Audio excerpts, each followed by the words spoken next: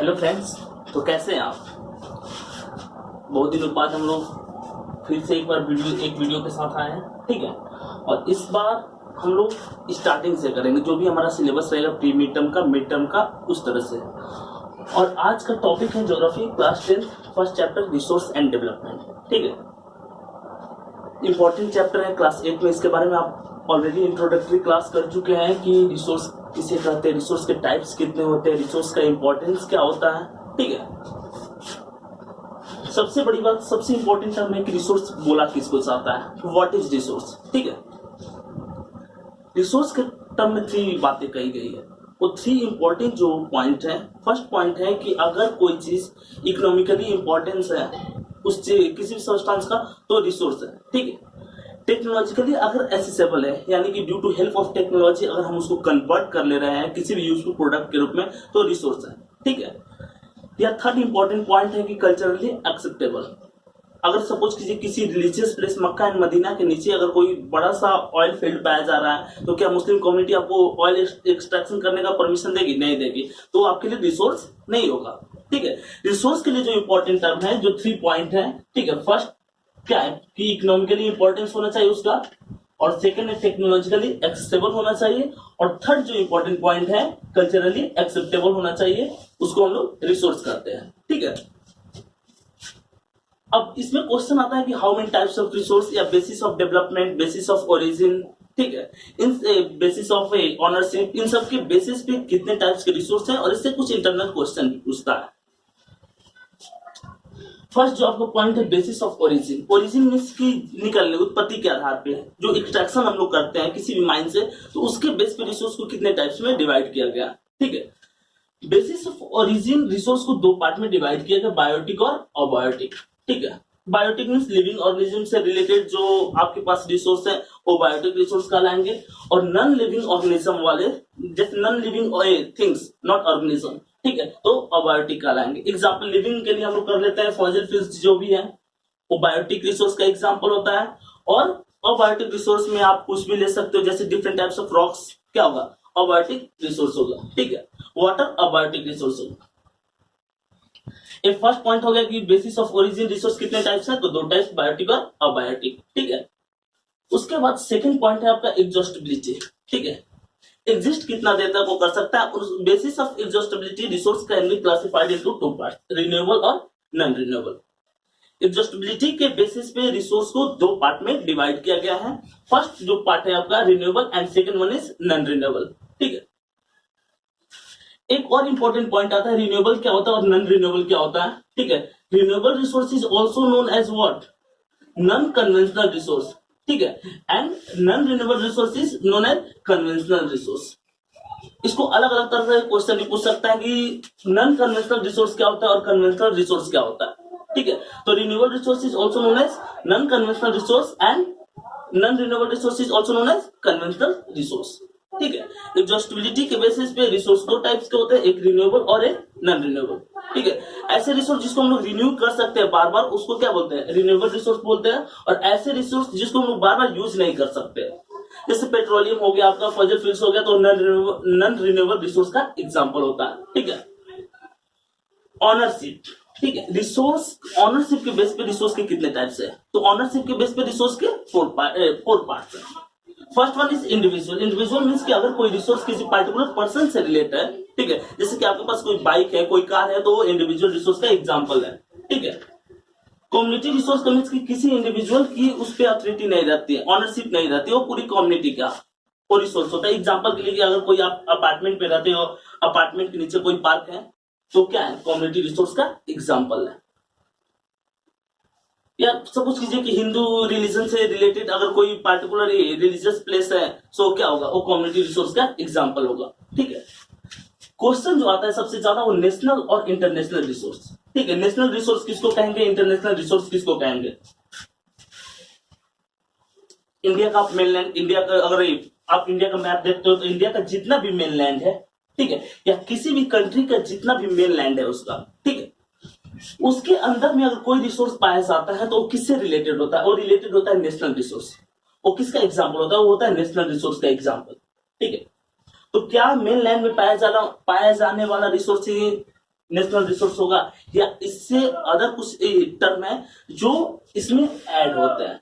तो इसमें ऐड होने वाला जो पॉइंट है सबसे इंपॉर्टेंट, इसमें ऐड जो होता है पॉइंट वो है आपके कि आपके पास वाटर बाउंड्री कितना है, ठीक है। वाटर बाउंड्री में कितना किलोमीटर तक नेशनल रिसोर्स का पार्ट होता है।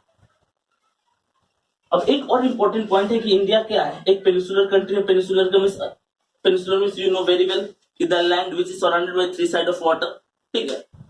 तो अगर कोई कंट्री के पास पेनिसुला है यानी वाटर बाउंड्रीज है, तो वाटर बाउंड्रीज का 22 किलोमीटर स्लैश 12 नॉटिकल माइल्स, ठीक है।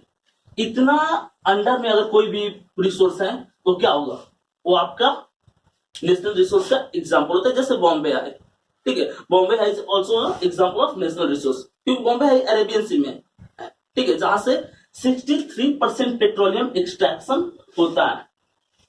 तो किसका एग्जांपल है, नेशनल रिसोर्स का। इंटरनेशनल रिसोर्स का मीनिंग क्या होता है कि 22 किलोमीटर के बाद, ठीक है, आप एक्सट्रैक्शन नहीं कर सकते हो।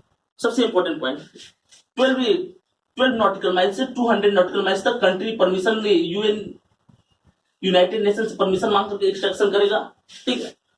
200 किलोमीटर के बाद आप कोई भी कंट्री आप डायरेक्टली एक्सट्रैक्शन नहीं कर सकते। अगर आपको एक्सट्रैक्शन करना है तो यूनाइटेड नेशन से परमिशन लेना पड़ेगा, ठीक है।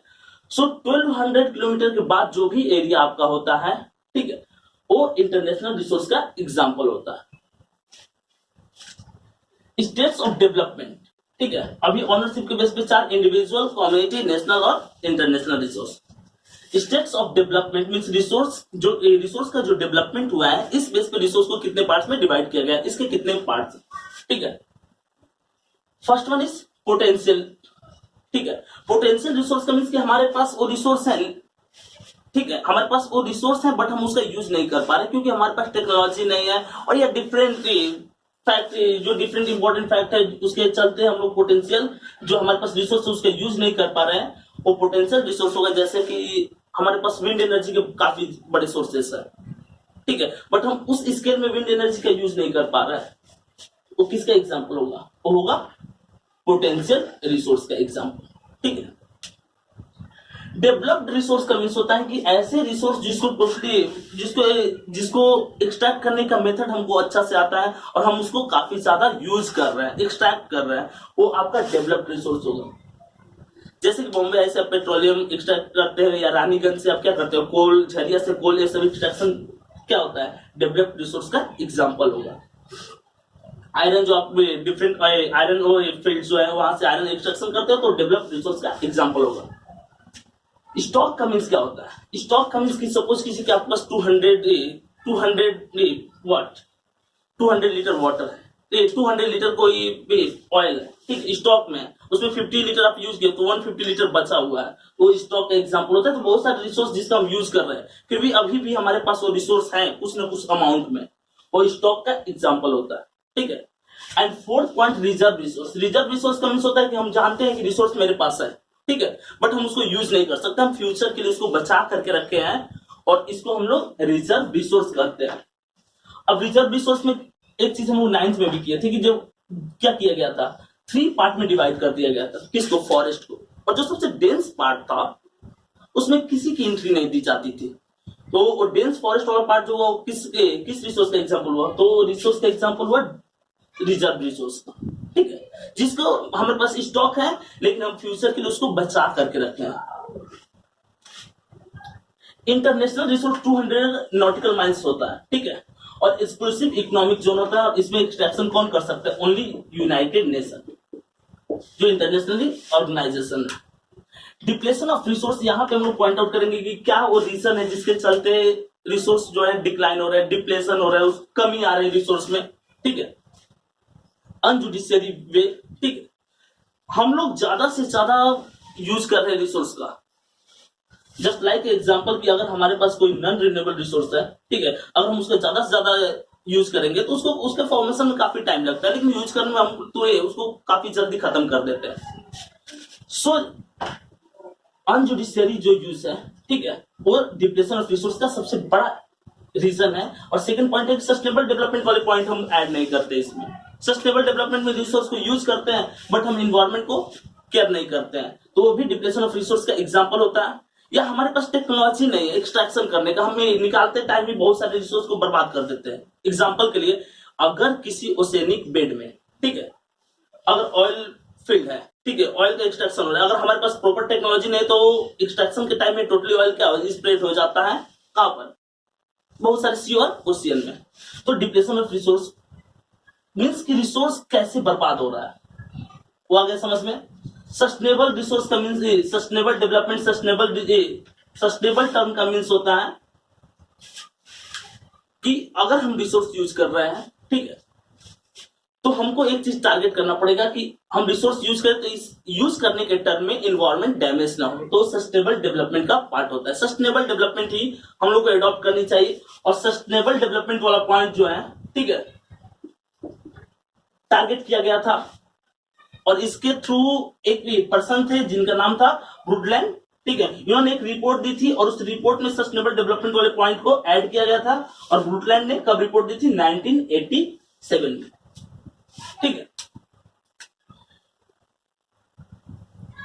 United nation conference of environment development, ये वही ऑर्गेनाइजेशन है जिसने एक सबमिट कराई थी, कहां पे, रियो डी जेनेरियो, जो ब्राजील का सबसे बड़ा शहर है, ठीक है। और ये 1992 में ये सबमिट हुआ था। 1 मार्क का क्वेश्चन आता है कि रियो डी जेनेरियो सबमिट कब हुआ था, तो 1992 में। और सबसे इंपॉर्टेंट पॉइंट कि इस सबमिट में क्या चीज हुआ था, वो कौन से चेंजेस हुए थे, तो एजेंडा 21 अडॉप्ट किया गया था। एजेंडा 21 का मीन्स कि 21st सेंचुरी में हम रिसोर्स को अगर यूज करेंगे तो इन्वायरमेंट को डैमेज नहीं करेंगे, ठीक है। रिसोर्स प्लानिंग क्या होता है, रिसोर्स अभी डिप्लेशन ऑफ रिसोर्स, तो जो कॉजेस हैं डिप्लेशन के, रिसोर्स के डिप्लेशन के, उसको हम क्या करेंगे, डिस्प्लेस कर देंगे। रिसोर्स प्लानिंग की हमारे पास प्रॉपर प्लानिंग होनी चाहिए कि कैसे हम रिसोर्स को यूज करेंगे। सबसे इंपॉर्टेंट पॉइंट की सस्टेनेबल डेवलपमेंट वाला पॉइंट होना चाहिए, प्रॉपर टेक्नोलॉजी होना चाहिए, प्रॉपर सर्वे होना चाहिए कि रिसोर्स का एग्जैक्ट पोजीशन कहां है, ताकि एक्सट्रैक्शन हम उसी पार्ट को कर सके, ठीक है। और ज्यादा से ज्यादा रिसोर्स प्लानिंग में एक चीज हम लोग को ऐड करना पड़ेगा कि हमको नॉन रिन्यूएबल रिसोर्स नहीं, रिन्यूएबल रिसोर्स पे ज्यादा फोकस करना है और अपने यूजेस को कम करना है, जो यूजेस हमारे नॉन रिन्यूएबल रिसोर्स पे डिपेंड है, ठीक है। Judicious use of resource, judicious use means न्यायिक रूप से यूज करेंगे, जितनी रिक्वायरमेंट है उतना यूज करेंगे, ठीक है। मींस ऐसा नहीं कि हम डिस्ट्रॉय करेंगे, डिप्लेशन करेंगे रिसोर्स का।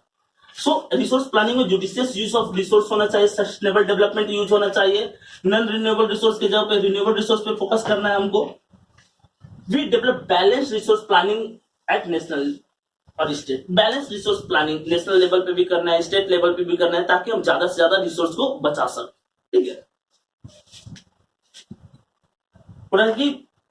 National level, state level, regional level, ठीक है, विलेज लेवल, हर लेवल पे हमको रिसोर्स प्लानिंग करना है, हर छोटे छोटे स्टेप पे हमको रिसोर्स को बचाना है। अब इसके बाद एक नेक्स्ट पॉइंट आता है आपका नेट जोन एरिया, एनएसए, ठीक है, नेशनल सिक्योरिटी एजेंसी भी एनएसए का फुल फॉर्म होता है, बट यहाँ पे net zone area, net zone area का मीन्स हुआ, सपोज कीजिए कि पंजाब का टोटल एरिया रहा, ठीक है, तो पंजाब के टोटल एरिया का कितना परसेंट जो लैंड है वो एग्रीकल्चर के लिए अवेलेबल है, वो आपका एनएसए कहलाएगा, नेट जोन एरिया कहलाएगा, ठीक है। और सबसे ज्यादा 1 मार्क का क्वेश्चन रहता है कि सबसे ज्यादा नेट जोन एरिया उसके टोटल एरिया का किस स्टेट के पास है, तो पंजाब और हरियाणा के पास अप्रॉक्स 80% जो है, अप्रॉक्स 80% नेट जोन एरिया है, और टोटल इंडिया के एरिया का 54% जो है नेट जोन एरिया है, यानी कि एग्रीकल्चरल लैंड है इंडिया के पास, ठीक है। अब इसके बाद आता है total area of India. India का टोटल एरिया हम लोग प्रीवियस बहुत सारे क्लासों में जान चुके हैं, 3.28 मिलियन स्क्वायर किलोमीटर है एरिया, ठीक है। और 3.28 मिलियन स्क्वायर किलोमीटर एरिया है, तो एक चीज इसमें जानते हैं हम लोग, 3.28 मिलियन स्क्वायर किलोमीटर मात्र 93% है, ठीक है। इसका 7% एरिया जो है हम लोग इंक्लूड नहीं किए इसमें। वो कौन कौन सा एरिया है, वो आपका पाक ऑक्युपाइड कश्मीर पीओके है, ठीक है, चाइना जो ऑक्युपाइड किया है लद्दाख वाला पार्ट, वो वाला पार्ट है, सुंदरबन वाला रीजन है, ठीक है। सो ऐसे कुछ और कुछ माउंटेनियस रीजन आपके 7 सिस्टर वाले स्टेट्स में है, तो ऐसे अरुणाचल प्रदेश का वो दलदल वाला इलाका है जहाँ पे रिवर फ्लो ज्यादा है, उसको इंक्लूड नहीं किया गया इसमें। तो इंडिया का टोटल एरिया कितना प्रतिशत सर्वे है? 93%। 7% नहीं किया गया। कौन कौन सा पार्ट नहीं किया गया है?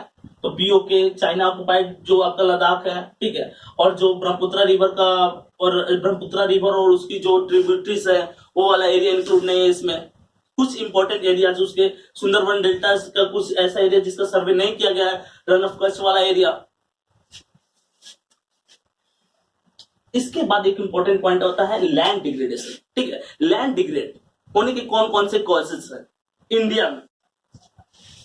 इंडिया में लैंड डिग्रेडेशन के अलग अलग रीजन में अलग अलग कॉजेस है, ठीक है। सबसे इंपॉर्टेंट कॉज जो है, एक पॉइंट जो है आपका पंजाब वाले रीजन में, क्या है? पंजाब वाले रीजन में ओवर इरिगेशन जो है, ज्यादा एक्सेसिव इरिगेशन करते हैं लोग, वो लैंड डिग्रेडेशन का कॉज है। मध्य प्रदेश और गुजरात वाले एरिया में एक्सेसिव ग्रेजिंग, ठीक है।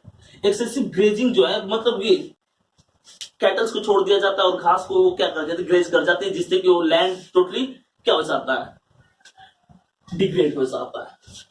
थर्ड इंपॉर्टेंट पॉइंट है excessive use of chemicals, fertilisers का यूज हम लोग जो करते हैं, इसके चलते भी लैंड डिग्रेड होता है, ठीक है। एक्सेसिव रेनफॉल, ये भी लैंड डिग्रेडेशन का कॉजेस है।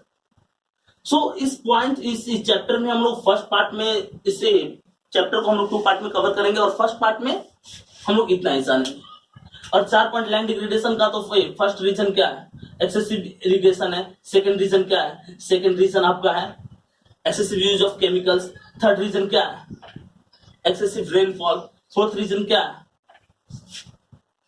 Fourth reason we can add different types of chemicals in a soil and soil totally damaged. So ऐसे कुछ रीजंस जो है, और भी जो आपका पार्ट 2 होगा उसमें हम लोग पॉइंट आउट करेंगे कि लैंड डिग्रेडेशन के और अलग अलग स्टेट में अलग अलग रीजन में क्या क्या कॉजेस है, ठीक है। और इसके पार्ट 2 में हम लोग कवर करेंगे टाइप्स ऑफ सॉइल, किस रीजन में कौन सी सॉइल पाई जाती है और उस सॉइल की स्पेशलिटी क्या है, ठीक है। चलिए बाय। और इस तरह से अभी हम लोग क्लास स्टार्ट कर चुके हैं अपना, और टोटल सिलेबस कवर करेंगे। पार्ट 2 का वेट कीजिए, बहुत जल्द ही पार्ट 2 भी आपके सामने लाए।